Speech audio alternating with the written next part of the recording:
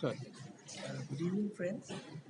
We have an author, co-author, Savio Rodrigues, and Mr. Amit Bagaria. They've both written a book, Modi Story on Mask. So this is about the COVID, it talks about the COVID story. And as we heard, the minister also just now, Hardeep Puri, and we heard so many other people on the dais as gallery. So they're talking about what has built up around in India and across the world. So we have seen slides as well, and where it says that it's at the bottom, it was in somewhere in Beijing, and instead of it's not about PM Modi. So we know from you, like you said, the script was given to you by Amit. Oh, wait, okay. No, this what I meant was that Amit initially started off with was one aspect of the book, and we brought in the investigative aspects of facts, data, the China angle to it, the World Health Organization, the international media, whatever they have written. So when we looked at the crisis, you see there are two aspects to it. One is the pandemic, which was really the health crisis caused by a virus, and it was a pandemic that was, affecting the entire world. India was not the isolated situation. And the second was the usage of the pandemic to spread what we call the plandemic. Plandemic was to take the pandemic and create chaos, create a situation of misinformation, create a situation of a fear psychosis. And that's really what the pandemic was. So you had the health crisis, you had people who were afraid of what the future was going to be, you had the lockdowns that happened. So there was a little bit of uncertainty of what are the next steps going to be forward. And that is what people used when in the second wave, when they realized that the government was slightly unprepared to deal with the second waves and the rise in cases, which we have in the book said is certainly a bit of the government's fault. But they put in corrective actions and they started to look forward to how to deal with the crisis. Unfortunately, opposition leaders, certain sections of the media, actually took the pandemic and used it as a tool to discredit the government, to spread a lot of information. Now, I'm of the belief, because I believe in democracy, that you have an equal right to your disagreements with governments, to have a disagreements even with the prime minister. I've said it openly, you don't need to like him. There are many policies of the BJP I personally don't like. But the point is, the health crisis was focused on India as a country, our people who were dying, our people who were suffering. At that point of time, that person is not a BJP person, he's not a Congress, he's not an AAP, he's not a Samajwadi Party, he's an Indian. And that is where the opposition got it wrong. What should have been happening were people, the government, and the opposition, and many other thinking minds in India should have come together as one nation to deal with the crisis. Because the sufferings that the people of India faced were huge, and you cannot actually deal with suffering until you go through suffering yourself. So, what we did in the book was to try and bring about the truth so that the people of India can see the truth for what it is. That this is what has really happened. These were the mistakes of the government, these were the mistakes of the opposition, these were the mistakes of countries like China, these were the mistakes of enemies of India on how they used the pandemic to spread the planet. It's been since when I met Mr. Ahmed, and it's on the slide also we saw that you both the authors have met the Prime Minister, the man himself, So you must have had some chat with him. So you want to share when you met him, how was your experience with him? Because India has now vaccinated 75 crore people.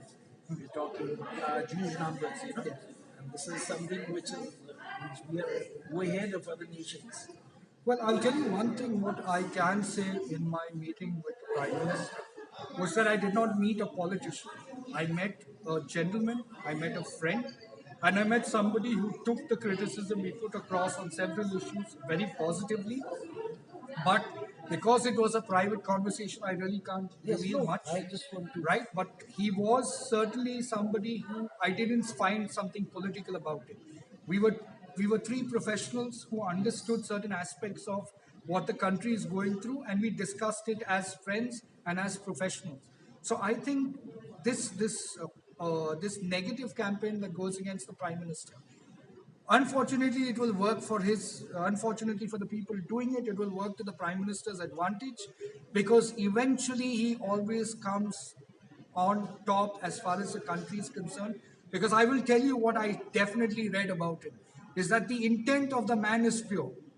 The intent of the Prime Minister of India is pure, and his intent is for the people of India, because let's be honest, he does not have any legacy to go beyond. Yes, True. Right? So that's where I find his intent very pure, that I want to serve the nation. When I am ready to go and it's my time to go, I will leave it and I'll probably go and do sannyas or concentrate on doing something else. But this man is for the country, and I don't say that to many people. I'm probably one of the most critical journalists, and I treat people based on their actions and by my interactions with them. And I can tell you, after that 25 minutes interaction with the Prime Minister, forget the politician about it. I said, this man is a man with a mission. This man's intent is to do good for India. And he will leave India, leaving a legacy, and he'll walk away. and today, in fact, it's 16th of September and tomorrow 17th. So we have Narendra Modi's birthday. So I think we wish him Sanjay Agrawal, and I think extend those wishes from your side as well. Yes. Anything else? I would like to say very clearly that I'm not a fan of Prime Minister Modi. In fact, I'm probably one of the critics as far as the journalists are concerned, because I see India above everybody else. But even at that level, if Narendra Modi performs between 70 to 80% of the effort that is necessary as far as the Prime Minister is concerned, I'm not expecting 100% from any leader, because that's not possible in today's day and age and today's political scenario. But even if he touches 75 to 80%, he would still perform better than most other prime ministers in the country. And considering the time we are going through right now with this crisis. Great. I think it's been wonderful talking to you. And the title itself draws, us to this. Means we would definitely like to read, and maybe, and Amit ji has written many more books. Yes, yes. I don't know what yourself. Well, I've written a novel before, which was on. Yes, it's called Karmic Ishq. It's an adult novel. It's based on child abuse and how people become deviant because of child abuse, and how their understanding of love, relationships, and friendships get convoluted because they were victims of sexual That's great. I want to share here when this crisis started, in 2020. So we were at home, and since we were into journalism, we were covering ministries and all. So even I had started writing on my computer a book, The World Crash 2020. But I have not finished my book, because then it carried on. That end never came. So I said, once the end comes in, Then so you'll write. maybe even this book, I'll be more motivated. Thank you, Savio. My pleasure. Thank you so much.